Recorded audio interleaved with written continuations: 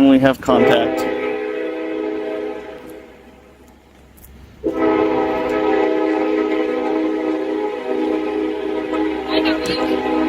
Not too bad. Yourself? Pretty good. What's going on with you? Just out taking some pictures. Okay, do you mind telling me? Actually, I'm kind of on a time schedule. Okay, I need to talk to you, so you need to stop and talk to me. Am I being detained? I want to stop and talk to you. I appreciate that. No. Yes, at the moment you are being detained. For what crime? I find out what's going on. For what crime? If you're looking in vehicles, I need to find out who you are. For what crime? What you're doing. What crime am I being detained for? I'm investigating. That's not a crime. What crime? Investigating. Ma'am, what You have crime? some ID with you. No, ma'am. What crime?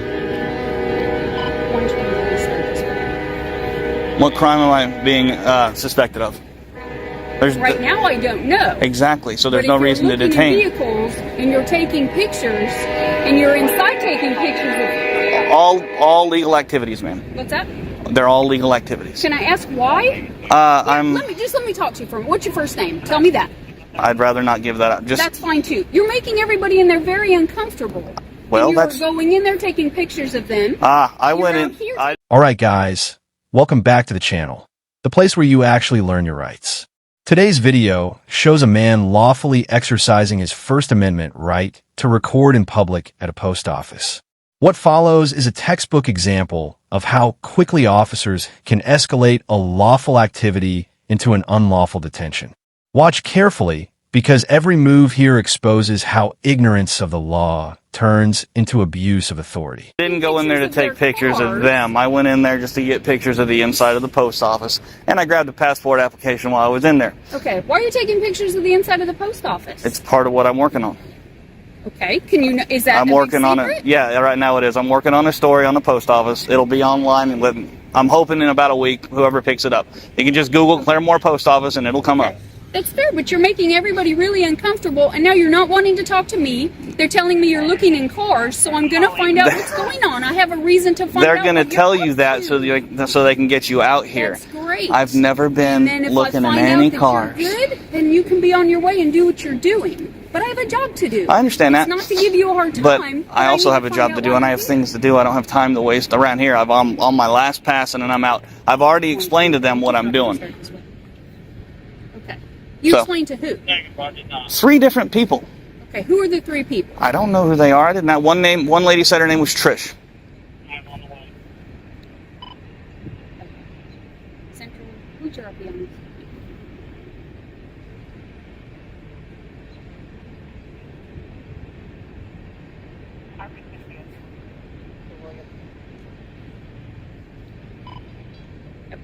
It's the post office calling. They have an issue with you. I understand that, but I don't. Reason to be here. I don't care about their issue. This is a First Amendment protected activity.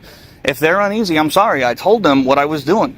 Okay. It doesn't get any simpler. Uneasy. When you walk away from me, you don't want to talk to me. I'm here for a valid reason. I'm here for a legal reason. I'm not trying to be. Talk to me. I know. I'm not trying to be rude, but I don't have to talk to you, ma'am, and I don't want to. I have. The officer approaches, claiming she needs to talk, immediately detaining the man without explaining a crime. When asked the most basic question, "What am I being detained for?" there's no answer. Instead, vague statements like investigating are used. Investigation alone is not a crime. Detention without reasonable, articulable suspicion violates the Fourth Amendment. And that violation starts right here. No, ma'am, I don't. For a complaint, and you were in there, and they called me. Were you the one that was in there? Yes, I went inside. That doesn't matter. It's a public place. It's perfectly legal. Okay. And so you're okay with the fact that you made everybody very uncomfortable? I don't. Yeah, actually I am, because I told them there's nothing nefarious going on. It doesn't matter. Okay. Now, how am I supposed to know that? Now just look at it from my point of view. I'm out here. I get a call about a guy, and it's okay that you're recording. That's fine. That happens to us all the time. I'm recording too, so we're good to go. All right. Okay? But I get a call about a guy who's in the post office taking pictures, who's out in the parking lot taking pictures, and is looking in cars. Well, so that's hearsay. I was not looking in any vehicles. Okay. I wasn't even close enough to look in any vehicles. I know that when I get here, you walk away from me. You don't want to talk to me. No. You don't want to tell me who you are. It makes me very suspicious of you. Okay. Well, I'm sorry. Okay. I need to see some ID from you. No, ma'am. This is not a stop and ID state. Am I free to go? No, you are not. I told you I'm detaining you until I find out what's going on here. Okay, but you didn't tell me what crime. What crime do you suspect me of? That's what I'm trying to find out. If you're looking in cars, that makes me very suspicious. In order to detain somebody, you have to have reasonable, articulable suspicion that a crime has been committed. As soon as the supervisor gets here, we'll talk to the post office, who complained. We'll find out their side of the story as well. Until I find out what's going on, I'm doing an investigation now, and you're staying put. And what is your name and badge number? You give me your name, I'll give you mine. No, ma'am. I work for Claremore Police Department. I understand that. I'm not a public official. You are duty bound to Am I? identify yourself. You are. So what is your name and badge number? What is your name and badge number? I work for Claremore Police Department. Okay, and you are. Rather than correcting course, the officer doubles down. She repeatedly demands identification in a non-stop and ID state, while admitting she does not know what crime occurred.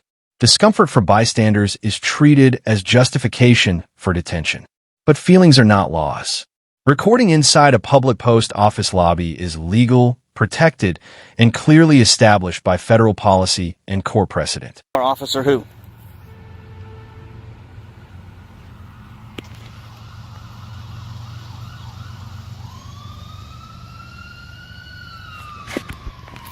Okay, if you're not going to identify yourself to me, then what? Then you're not going to detain me, and I'm going to be on my way because you're not an officer in my eyes. I'm on the north side of the post office. So, what is your name and badge number? And what crime do you suspect me of committing? I'm investigating what you were doing. That's not a crime. What crime do you suspect me of committing? Go round and round, but... Okay, well... What is your name and badge number? The other part of this. I don't have to stay here. What's going on? You are going to stay here. I don't know what's going on. That doesn't matter. I have complaints that you're looking in vehicles. Now I get here, and you're on the sidewalk, and you're taking pictures, and you're recording, and I'm good with that. I don't care. But you won't tell me your name. My issue is you were in there. That doesn't matter. If you don't care, then why won't you tell me what your name and badge number is? No, I care because you were in there causing a disturbance. I wasn't causing a disturbance. You were because they called. That's not my problem. Okay. It is now because you're here. How are we doing, sir? Oh, I've had better days. You? Hey, what's going on? Ask her. She thinks she's going to detain me. You are staying here. I told you. You're not going anywhere. What crime do you suspect me of committing? You have to There is no disturbance. You have to articulate a crime. What is her name and badge number? She's refused to give it to me. Why are we here? I'm taking pictures. That's it. Okay. Why are we taking pictures? I'm working on a story on the post office. Okay. Or where's your firearm at? What makes you think I'm carrying? Because you have a holster on your back. It's empty. Okay. Well, I'm asking, is it on your person? No, sir. Okay. All right. Do you have any ID on you? No, sir. The situation worsens when the officer refuses to identify herself while insisting the citizen comply. That's backwards. Police are public officials and are required to identify themselves upon request. Accountability cannot exist without transparency. Meanwhile, the man remains calm, articulate, and focused on the law, demonstrating exactly how citizens should respond when confronted with unlawful police conduct. What's your name, partner? I'm not going to give it. Okay. Am I free to go? No, not right yet. What crime do you suspect me of committing? Okay, well, I'm trying to figure that out. I understand that. You have to have reasonable, articulable suspicion, sir. I gave you that. You were inside taking pictures, you're looking in cars, and you're taking pictures of the cars. I'm not looking in cars, and there's no proof of that. And it doesn't matter. I can take pictures of everything. If there is no proof of that, you will be free to leave. Okay, what is your name and badge number, officer? I told you, you give me your name, I'll give you mine. Is that what you tell the judge when he asks? What is your name and badge number, ma'am? Keep smirking. This is going to be very bad for your post or for your department. What is your? I'm Sergeant Book with the Claremore Police Department. Thank you, sir. All right. What is your name and badge number, ma'am? Give me the information. No, he didn't give me yours. I want the names and badge numbers of everybody on this call. Haven't been drinking tonight, have we? What is her name and badge number, sir? Have you been drinking this afternoon? Have you? What is her name and badge number? but I see an alcohol bottle laying right here on the ground, so I'm asking you, have you been drinking? Take it up, fingerprint it. What? I am asking you a question. And I'm refusing to answer. What is your name and badge? well, Or what is her name and now badge I'm number? detaining you because I'm going to make sure you're not intoxicated in public. What a bunch of bullshit. What is your name and badge number? I believe I already told you. What that. is her name and badge number? I'm talking to you right now. All right. Well, I'm clamming up. What is your name and badge number? You haven't been drinking. I want to make sure you haven't been drinking. Please Come give me here. a little space. Come here. Come here. I'm creating I'm going space. to check your eyes to make sure that you haven't been drinking. No, sir, you're not. Yes, sir, I am. No, sir, you're not. Yes, sir, I am. No, you're not. Do me a favor. Keep that right there. I don't care. Keep that right there. See the tip of this pen? How much you had to drink today? How much have you had to drink today? I don't drink. See the tip of this pen? I want to make sure that you're safe to do this. When a second officer arrives, the goalposts shift again. Now the detention is justified by improving claims of looking into vehicles. No evidence, no witnesses, no corroboration. Then comes an escalation tactic, suggesting intoxication based on an empty bottle nearby. This is a common diversion tactic used when original justification for detention collapses under legal scrutiny. I don't consent to field sobriety tests, especially when there's fucking no. Where you're standing, there's an alcohol bottle. When she stopped me, I was down there. Whenever I showed up, you were standing right there. Congratulations. See where her car's parked? That's where she stopped me. Okay. All right. Which is, I don't know, what's that, about 60, 70 feet away from that? So what is your name and badge number, ma'am, last time? Make it the last one. Okay, well, I'll call the chief. Here's the deal. Whenever I make sure that you haven't been looking into cars and doing stuff like that, if I can establish that, you're on your way. Well, do what you got to do then. All right, then.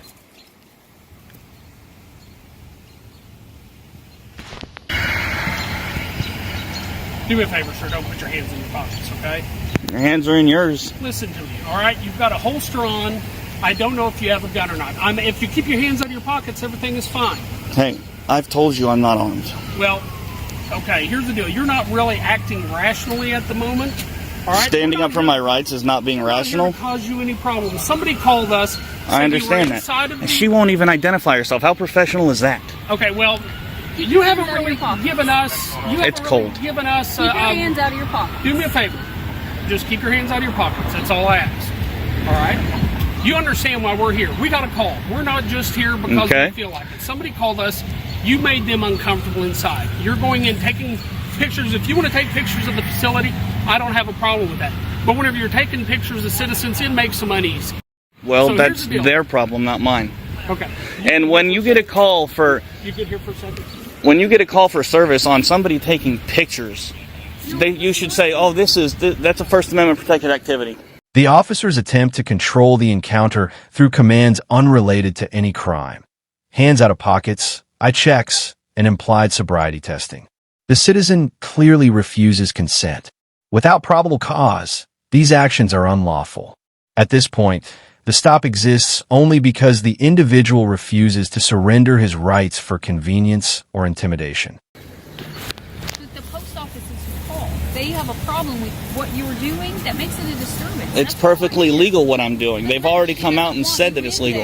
Doing that. Well, that's why we're here. It's her problem, not mine. We were busy and have other things to do, so I'm not here to harass you or give you a hard time. But you're not acting right. I'm acting just fine. From the beginning. Because I don't want to talk to the police? That's not acting right?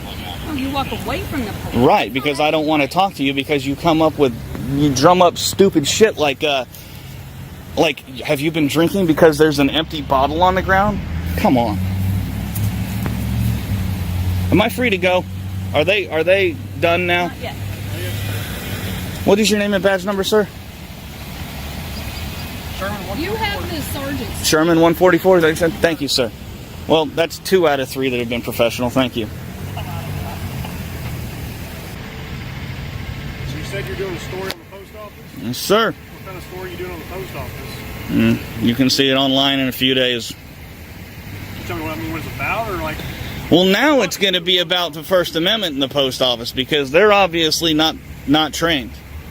because they have documentation from their higher ups that was released. Let's see, first is Poster 7, I believe, and then there is a memo that came out 8 years ago.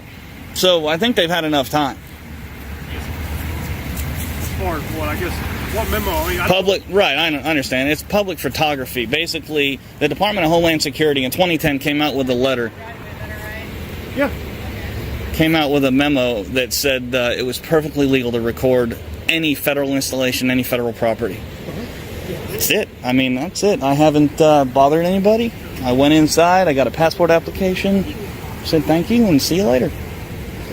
Just taking pictures, that's it, man.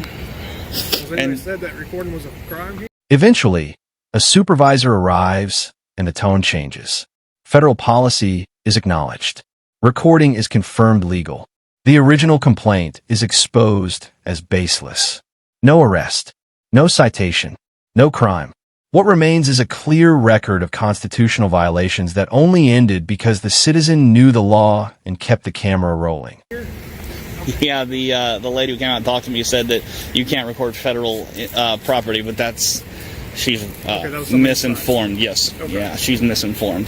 And I actually told her, I was like, call the police if that's what you feel like you want to do, and they'll educate you. I didn't think it was going to be this, because obviously there's a few officers here that aren't educated on this. Okay. So what else are you trying to? What stories else are you doing? A lot of it has to do with First Amendment stuff and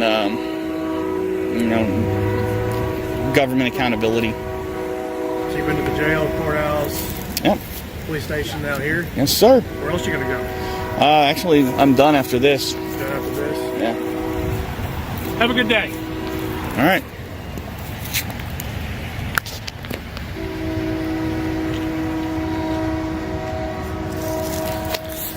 Excuse me. And that's the takeaway. This man did nothing illegal, not once. Yet he was detained, pressured, and interrogated anyway. This is why knowing your rights matters. This is why cameras matter. Accountability doesn't come from silence. It comes from documentation. Like, comment, subscribe, and remember, the camera is the witness that never lies. Always record the police.